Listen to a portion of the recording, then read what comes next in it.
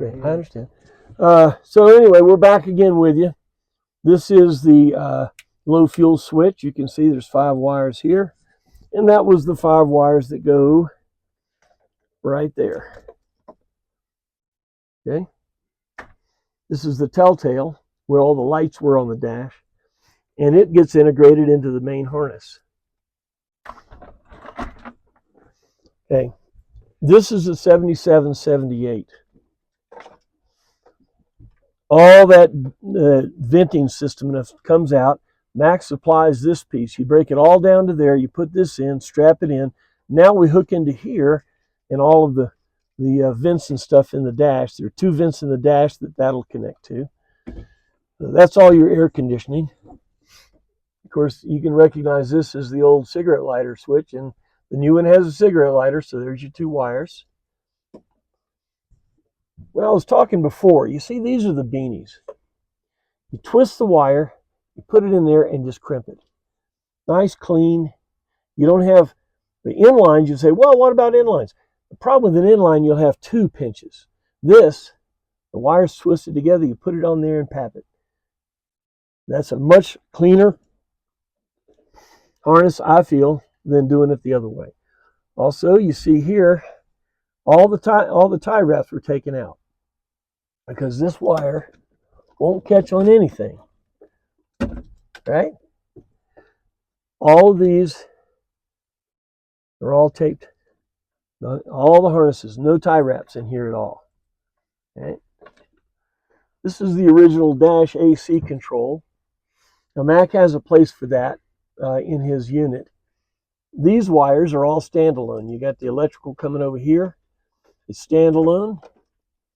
This is your illumination circuit. All your illuminations are gray. Of course, it needs a ground. So there's that. You got your cable running down to this, right? And then you have your vacuum system over here, right in here, plugged in there. Now this will go into his dash, into the new Mac dash, just like that. This has its own wiring. This is your radio wiring. The original radio had a power connector. It had front and rear. Now this is a 7778 late model. This had 2 wires per speaker. So you can put in a high power unit in this because this is 2 wires to the front 2 speakers each, 2 wires to the back 2 speakers each. He has 6.5 inch in the side panel, so these are the 2 wires for that. So when he gets ready to hook up his radio, all the power is right here. Now, I mean all the speakers. Now, as far as power goes, this power, the yellow wire is power, and again, the gray wire is illumination, but this yellow power comes from the engine electrical system. We don't want to use the engine electrical system for the radio because you can be playing the radio all night. So we're going to run a new wire down to the front, which will show you what we're doing down there a little bit, and we'll pull power for the radio from there, not from here. But all the speaker wires are right here. Original antenna wires right there. So there it is. When he's ready to do it, let's tape that antenna over there to it so we knows where it is. Right there.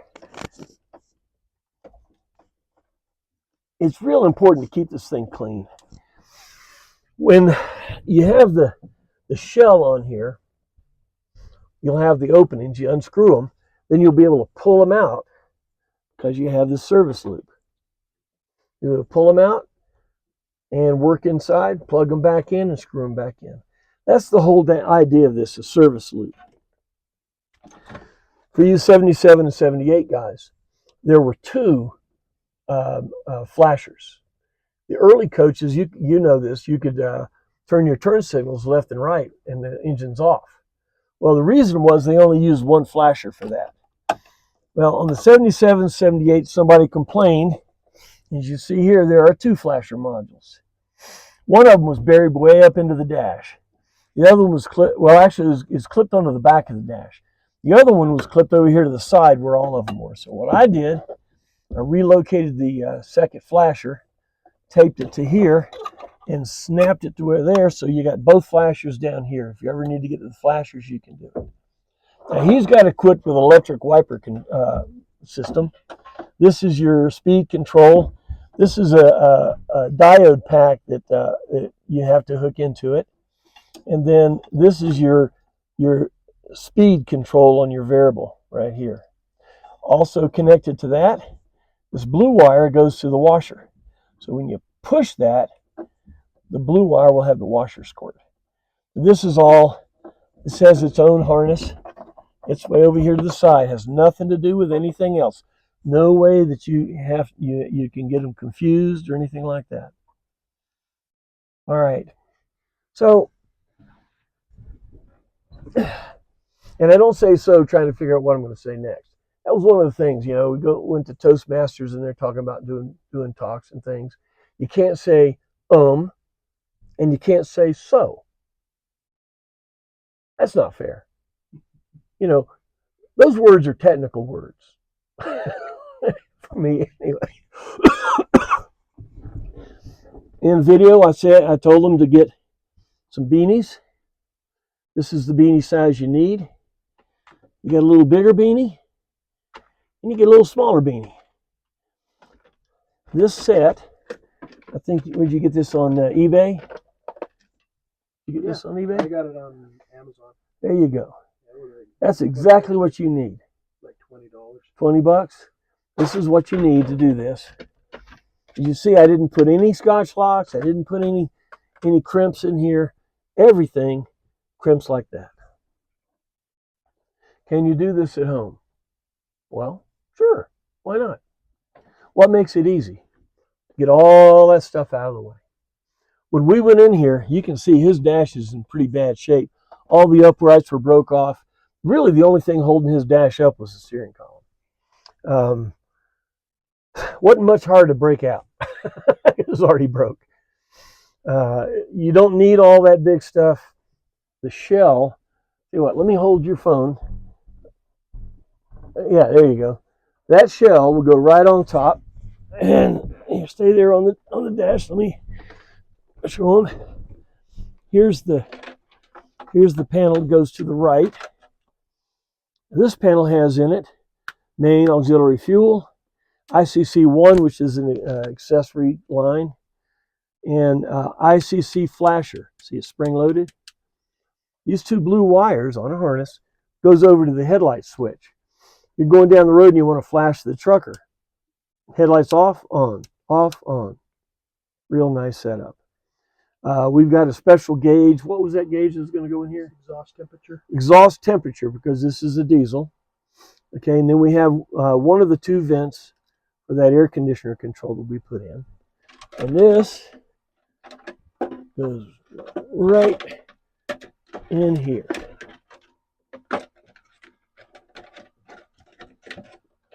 Just like that. Here's your main cluster, and here's your right cluster. And over here, you have your battery boost. These are your two wiper switches. This is on off. This is the variable wiper. This is your headlight switch, and this is your trip reset. Trip reset comes over to your, this is a GPS-driven speedometer.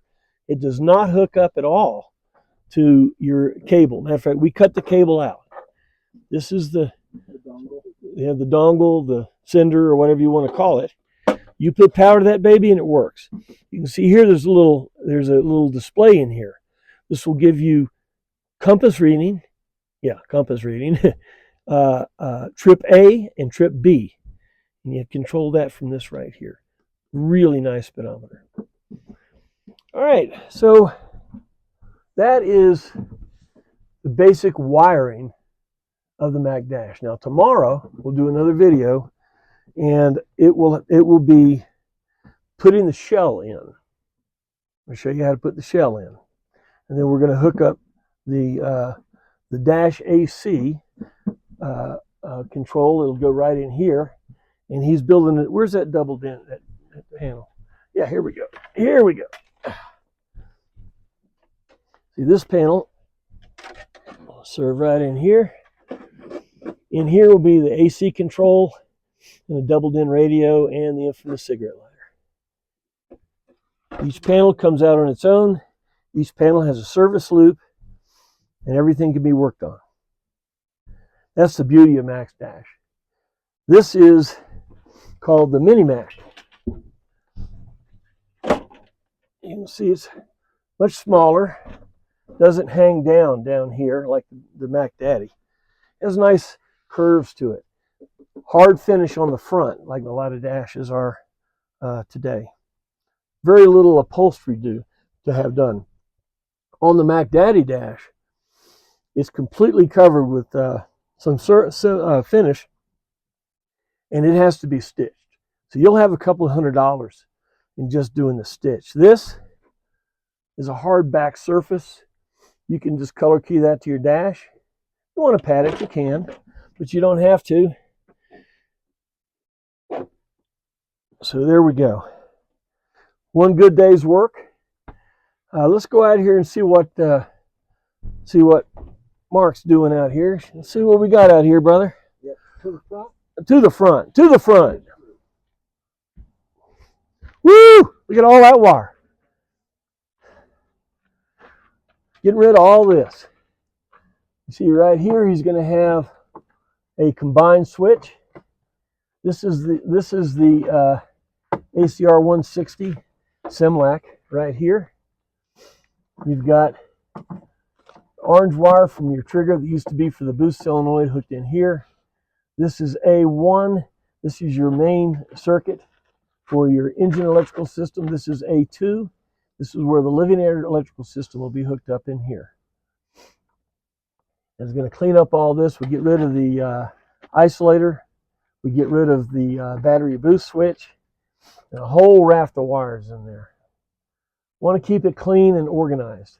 We'll also label things for folks and things like that. Over here, we've pulled out a bunch. We've still got to pull out a bunch. This came out of the dash. This had a, what this thing's called? Digipanel. It had a digipanel. We took that out. We've got a couple of extra wires here going to nothing. We're going to have to sort out all this. That'll be part of tomorrow's festivities. Going to clean up all this. And then over here, we're going to clean up all this stuff over here. And this puts us on time. This is a Royale. The GM floor plan coaches, as you guys know, will have a 2-gauge wire going down to the cross member, goes across. And then it heads onto the back, goes in there.